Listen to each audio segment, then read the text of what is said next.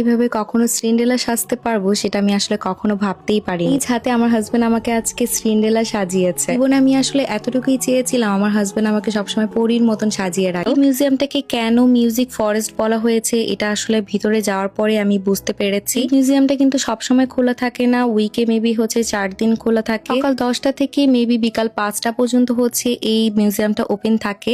আমরা হচ্ছে সকাল সকালই চলে গিয়েছিলাম। ঢুকতেই দেখতে পেলাম কি সুন্দর সুন্দর গোলাপ ফুল, আর এই গোলাপ ফুলগুলোর ঘ্রাণ এত ভালো লাগছিল, একদম বাংলাদেশের যে গোলাপ ফুলের ঘ্রাণটা থাকে সেই ঘ্রাণটাই পাচ্ছিলাম। আর আমরা সবাই মিলে এন্ট্রি করেছিলাম 10:30 বাজে, আর 10:30টার মধ্যেই যে দেখি যে এত মানুষ এখানে লাইন ধরে আছে টিকিটের জন্য। এখানে আমাদের পার পার্সন টিকিট লিখেছিল 1800 ইয়েন করে। এন্ড এন্ট্রিতে ঢোকার পরে এখানে হচ্ছে আমরা রেন্টাল যে ড্রেসগুলো আছে সেই ড্রেসগুলো দেখছিলাম। এখানে আপনারা রেন্টাল ড্রেস পেয়ে যাবেন। মানে এই মিউজিয়ামটাতে মানুষ আসে হচ্ছে সুন্দর সুন্দর ফটোশুট করার জন্য। আমরা আসলে ভেবেই নিয়েছিলাম এখান থেকে রেন্টালের ড্রেস নিয়ে পরে তারপর আমরা ছবি টবি তুলবো। এখানে রেন্টাল ড্রেসের প্রাইস শুরু হয় 2000 থেকে 4000 এর মধ্যে, মানে আপনি একটা মোটামুটি ড্রেস নিতে পারবেন।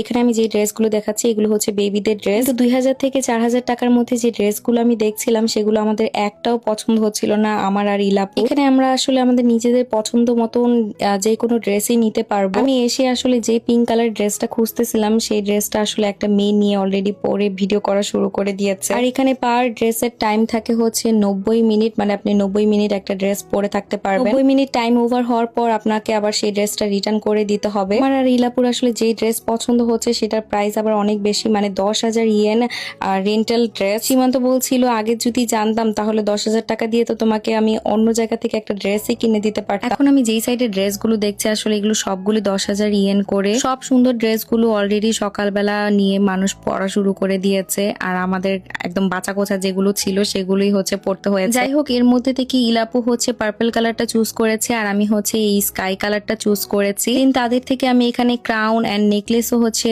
রেন্টে নিয়েছিলাম, মাত্র 500 ইয়েন করে হচ্ছে পড়েছে। মানে ক্রাউনের রেন্ট ছিল হচ্ছে 500 ইয়েন আর নেকলেসের হচ্ছে 500 ইয়েন, মানে টোটাল আমার হচ্ছে 11,000 ইয়েন খরচ পড়েছে। সবকিছু নেওয়ার পর এই তো আমরা এখন চেঞ্জ করতে যাব।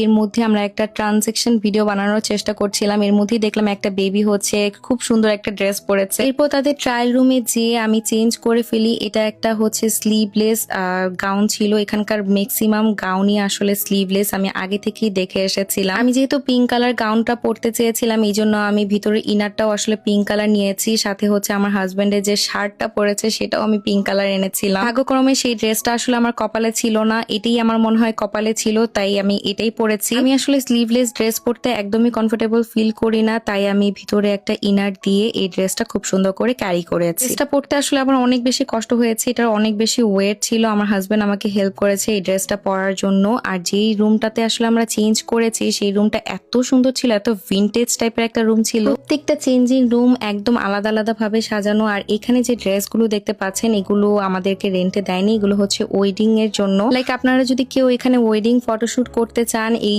গাউনগুলো পরে কিন্তু এখানে ওয়েডিং ফটোশুট করতে পারবেন। আমার কাছে মনে হচ্ছিল আমাদের দুইজনকে সেই দিন অনেক বেশি ভালো লাগছিল। আপনারা অবশ্যই কমেন্ট করে জানাবেন আমাদের দুইজনকে কেমন লাগছে। এই তো একদম আমি রেডি হয়ে এখন আমি সিঁড়ি দিয়ে উপরে উঠে যাচ্ছি। এখন আমি পুরো মিউজিয়ামটা ঘুরে ঘুরে খুব সুন্দর করে ছবি তুলবো আর ভিডিও করবো। যদি আমার ওয়েট লস না করতাম আসলে এই ড্রেসটা মনে হয় আমার কখনোই হতো না।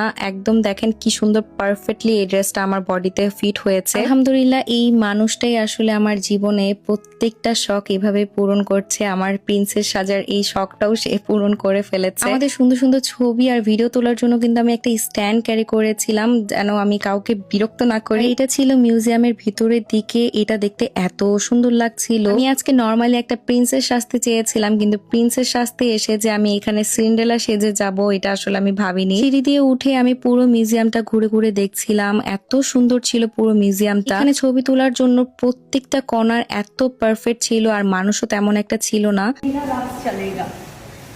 ये मेरा घर है, देखो कितना सुंदर है ना। बहुत। इसमें मैं रहती हूँ।